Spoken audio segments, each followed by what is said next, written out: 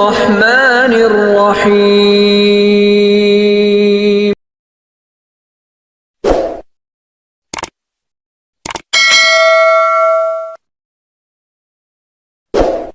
ربنا يا ربنا. Bagaimana pendapat Ustaz mengenai jamaah tabligh yang selalu berdakwah? Ada tetangga saya dulu, sebelum saya berangkat ke Mesir, rambutnya panjang, tapi laki-laki, rambutnya sebahu, tato, punya biliar, meja biliarnya ramai. Begitu saya pulang ke kampung dari Mesir, saya sholat di masjid, terlambat. Imamnya enak sekali. Bismillahirrahmanirrahim. Alhamdulillahi Rabbil Alamin. Selesai sholat, siapa ini? Rupanya yang punya meja biliar dulu.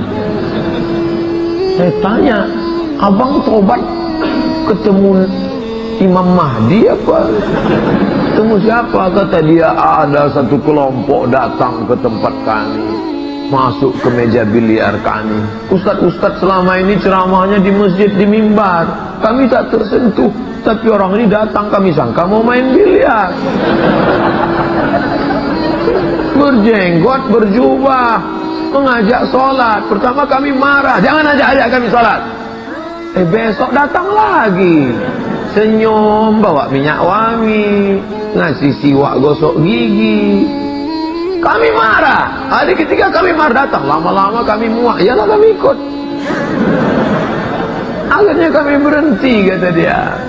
Lalu saya ketemu ketika ijtima jamaah tabligh 3 provinsi, 20.000 orang hadir, ramai. Ketemu bapak-bapak, bapak kan di BNN dulu, Badan Narkotika Nasional. Iya Pak Ustaz. Gimana ceritanya bisa kemari? Rumah saya depan masjid. Terus saya nggak pernah ke masjid, nggak ada orang ngajak saya. Sampai akhirnya suatu kali ada ngetuk pintu, Assalamualaikum, Waalaikumsalam, Pak ayo ke masjid. Yo, jangan ajak saya. Dari kecil saya sudah tahu, tutup pintu. Besok dia datang lagi, hampir saya cabut pistol, saya nembak dia. Lama-lama saya bosan, saya ikut. Nah, sekarang kalau ada preman tengik, bertato, beranting, kumis tebal, siapa yang berani mukul preman di terminal yang pakai baju, kaos, sepatu besar? Orang jamaah tabligh datang memukul ular kobranya. Ayo ke masjid.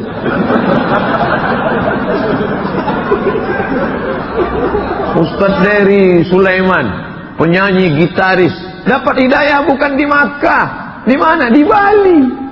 Tatonya banyak. Ketika orang ngejek dia, ente pakai tato masuk neraka, ente tato masuk neraka. Tiba-tiba datang satu kelompok, dia udah curiga, ini orang pasti mau ngejek saya lagi nih. Ketika dia pancing nanya, Pak, apa hukumnya orang pakai tato tapi sholat? Orang pakai tato sholatnya nggak apa-apa.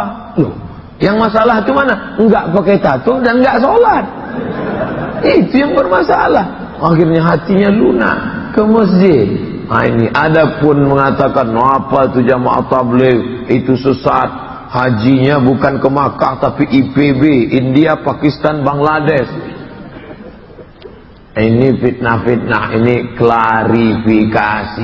Makanya saya selalu mengikuti apapun nama kelompoknya, saya tidak lihat orangnya, tapi saya lihat referensinya. Apa kitab yang dipakai? Fadail A'mal. Siapa yang menulisnya? Maulana Zakaria Kandahlawi. Sebelum Maulana Zakaria Kandahlawi siapa? Maulana Ilyas. Maulana Zakaria Kandahlawi, Maulana Ilyas, ahli hadis dari India. Mereka menyusun kitab, habis sholat subuh dibacakan. Adapun bahwa terjadi, saya tidak maulah ikut ini. Masa ada istri mau melahirkan, suaminya pergi entah kemana.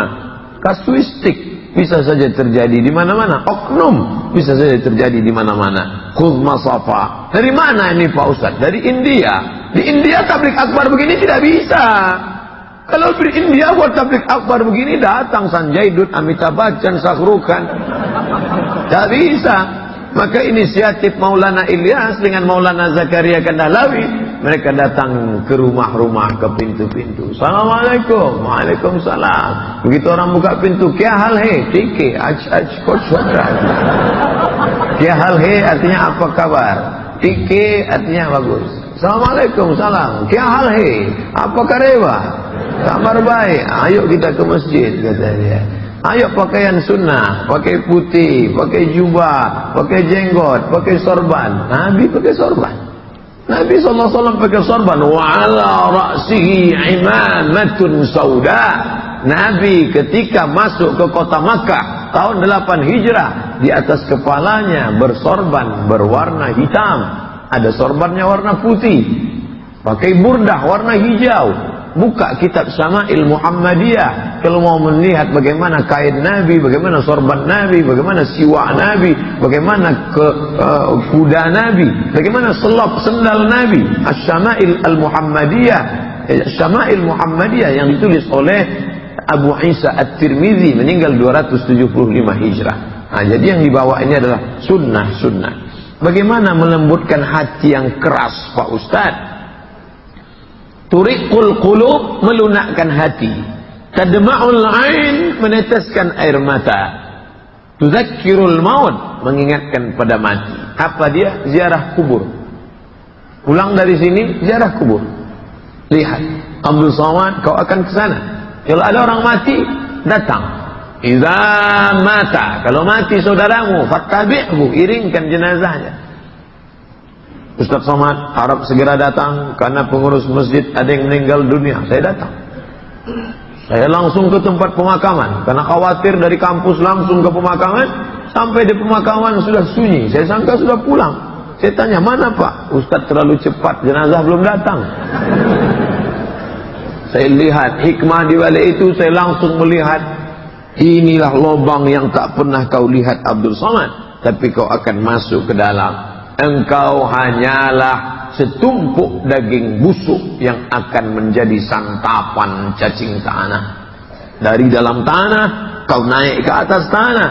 Berjalan ke Makassar, berjalan ke Aceh, berjalan ke Pontianak, jalan ke Jakarta, jalan sana, jalan sini, kau masuk dalam tanah. Akan menjadi santapan cacing tanah. Rumah kau besar. Yang membuat rumah itu engkau, yang membeli tanahnya engkau, yang mencari insinyur membuatnya engkau.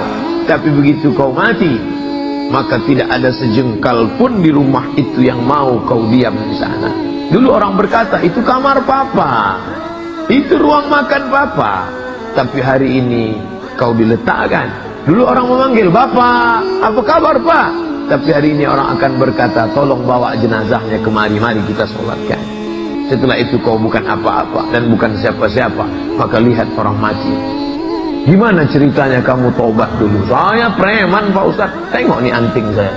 Masih ada lubangnya kan? Di mana hotel yang tidak saya masuki? Prostitusi, maaf, zina. Di mana kamput minuman tua yang tak saya minum? Semuanya. Lalu kenapa kamu tobat? Saya nengok orang mati. Tepat di tepi kubur. Ada yang nolak dari belakang. Masuk saya ke dalam. Saya sambut. Ketika menyambut itu tiba-tiba terasa dingin dari bawah, Pak Ustaz. Sejak itulah saya bertobat. Maka siapa yang ceramah tidak juga mempan, pergi nengok orang mati tak juga mempan, masuk ke liang lain tak juga mempan, berarti memang sudah summum bukmun amyun, peka, tuli, bisu, la yaqilun, tak bisa diajak berpikir, la yarji'un, tak lagi kembali ke jalan Allah. Apa sebabnya? Khatamallahu ala qulubihim, hati terkunci, wa ala sam'ihim, telinga tersumbat, wa ala absarihim ghishawah, mata sudah tertutup. Itulah hukuman yang paling mengerikan.